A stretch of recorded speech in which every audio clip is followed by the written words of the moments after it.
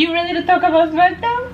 Did you pick your 5 favorites? Welcome to the demon level. Body slam you through the rubble. Hosted by your demon diva, Queen of Sad Style Lisa, champion. Hi there, my little demons and divas. Bienvenidos. Welcome back to my channel. ¿Qué es la que hay? ¿Qué es la que hay, mi gente? Estamos activados, estamos encendidos. We are back. We are back with my high fives and messy hair. Hold on. It is I, Isa, aka the Demon Diva. If you wish to follow me in any of my other social media, at NYC Demon Diva on Instagram, on Twitter, on TikTok, and my social media is in the description down below. Also, don't forget that I am still doing that Fiend figure giveaway, and all you need to do to win the figure is comment down below your Twitter handle, and please be subscribed to my channel and following me on Twitter so that I can reach out to you if you do win. I did put out a video yesterday with my immediate thoughts in regards to the passing of Luke Harper, Brodie Lee. It was literally as I was finding out, and that video is on the channel. I will link it down below. Rest in peace, Brodie Lee. Going through the RIP Brodie Lee hashtag and just seeing what people had to say about him, even the way that WWE and AEW acknowledged that and even came together and commented on each other's posts. Guys, this isn't about AEW versus WWE. This is a tragedy. A family lost a husband, a father, people lost a friend, and this is not the time to be doing that. So cut it out. Cut it out, guys. Like, seriously, it's a time to run and tell those that you love them, because life is too short and tomorrow is never guaranteed. On that note, I want to move on and talk about my 5 favorite things about this week's episode of Smackdown, the Christmas Day episode, which was pre-taped. I actually got to be in that Thunderdome for a little bit, but I got out. I told you guys before in many of my videos, I am not a spoilers kind of girl. So I couldn't do it. And it was very hard for me to stay off of Twitter and avoid all of the freaking spoilers. But I did my best. But I had an idea what I was getting into going into it. It still didn't matter. I felt that Smackdown gave us a really solid episode. And my God, according to the ratings, did they take full advantage of that NFL hangover crowd that kind of stayed on Fox for a little bit. They couldn't keep them. But Smackdown pulled some crazy ratings, and so many people were introduced to Kevin Owens, Roman Reigns. So many people were introduced to the amazing women's division, women's tag team division. And by that I mean a bunch of single stars tagging together, because that's what that was. But listen, whatever, right? This is supposed to be a positive review.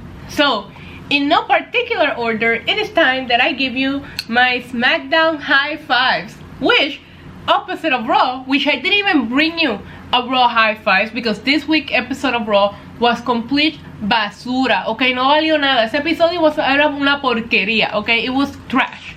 So I wasn't even gonna try to sit here and find 5 things that I enjoyed about Raw when I didn't. All that I enjoyed was the Alexa Bliss segment, and that's it. How do you have programming that lasts 3 hours and I cannot pick 5 things that I like? We have a problem with Raw Creative, and something needs to change.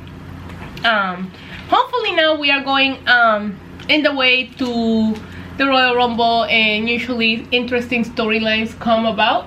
So we'll see what happens. I don't know what I'm doing here. In no particular order, here are my Smackdown high fives. Número 1.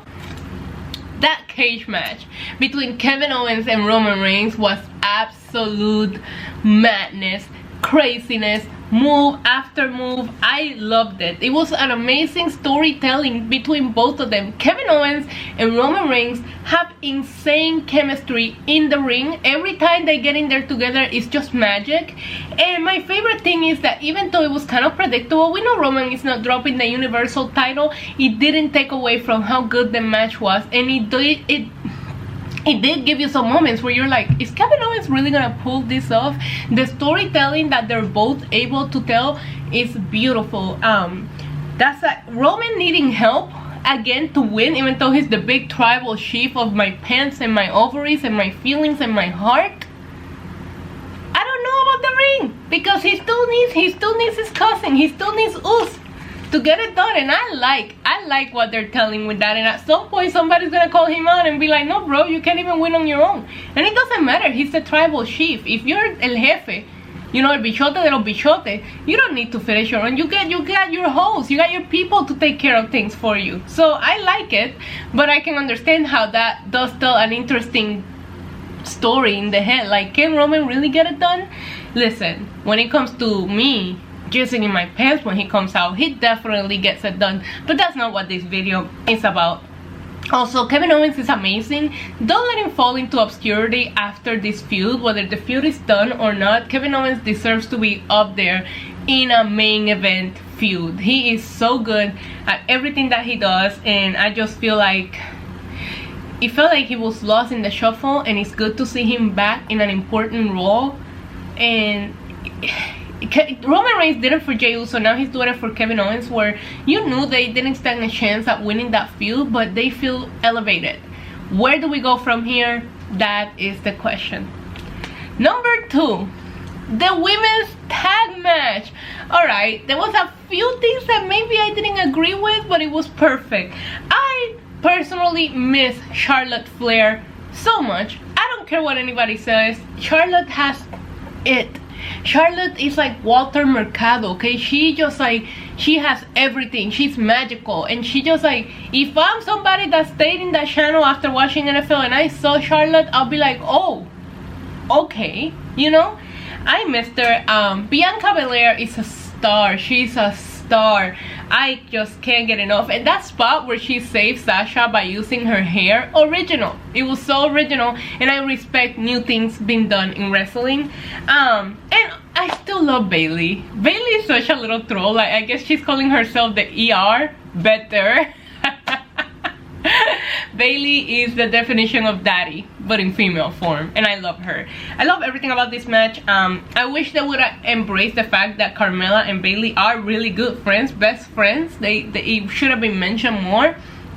Sasha and Bianca tagging. I still can't get behind this Asuka and Charlotte tag team. And I didn't talk about that on Monday because I didn't bring you Monday's fights, but it just feels like Asuka's such a little fangirl of Charlotte, and I get that that's her character, but at the same time it's like, no, Asuka should just have her guard up here. It's Charlotte fucking Flair, you know she has alternative motive. Why are you so behind? She's my friend and we're tag team champions together. And yeah, you're Asuka 2 belts, so she helped you with that, but you know, Asuka, you're gonna pay the price for that, because that's what Charlotte Flair does. Number 3, Jey Uso versus Daniel Bryan. What can I say other than wow? These guys are so amazing, so good at what they do. It's like a treat to get that match on free TV just because. Like, sometimes you feel like, damn, I don't know if I deserve that, you know, and that's what that feels like. Jey Uso is officially a single star. Like, you cannot argue that. When his brother comes back, he could go back into the tag team division. Lord knows the tag team division needs some help, but my god, I don't even see him as a tag team wrestler anymore. He is all around the full package, and I'm here for it. Daniel Bryan for Royal Rumble winner. He hasn't gotten to do that. He proclaimed himself as the first person entering the Royal Rumble match, and I don't know, I'm not opposed to it. Not opposed to it. Number 4 was the entire show flow overall. The show just was so fast-paced, good freaking wrestling from start to finish, and interesting different storylines being told throughout. Raw creative, take some freaking notes. Take some notes at what Smackdown is doing, because that show was almost perfection from beginning to end. Makes you wonder, how is the same company putting whatever it is that they're putting out on Mondays is so polar opposite from this, a pre-tape show that we all knew what was gonna happen, and it was still better than. Okay. Number 5, Big E is our new Intercontinental Champion. Oh my god, so well deserved, and it feels like this is the beginning of something big No pun intended, or maybe, I don't know. But it is so amazing to see the beginning of the Big E singles push 2.0, maybe done the right way this time. I wish they would elaborate a little bit more on that, because it feels like they're just like trying to hide the fact that he won this in the past. It's not the first time Big E is Intercontinental Champion. I also really like that it felt like it was the proper use of the lumberjacks. When the lumberjacks were so behind Big E winning, it was amazing to see them like really have his back. And the title feels slightly elevated, so we're in a high. Let's keep it going. Let's let Big E get a bunch of singles win and really build what we all know Big E can do as Intercontinental Champion on his road to becoming, like Paul Heyman says to him on Talking Smack, a big singles heavyweight champion. And if this is the way to start and we can elevate the Intercontinental title in the process, it's like a win-win-win. Everybody wins. So I cannot wait to see where Big E goes from here.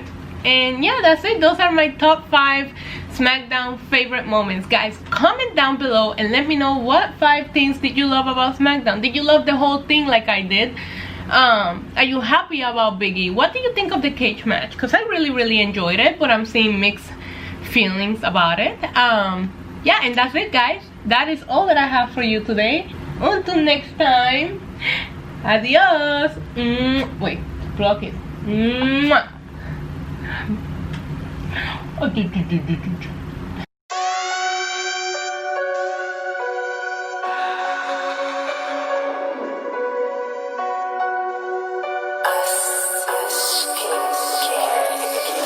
Yeah, Demon Diva, quite the screamer. Cursing, tease ya, hurting, please ya. Spot her out in any of y'all arena. Break the meter, get way too excited, watch her boot up. If the lady could, she get lady wood until you know who we can suit up. I get a girl that's a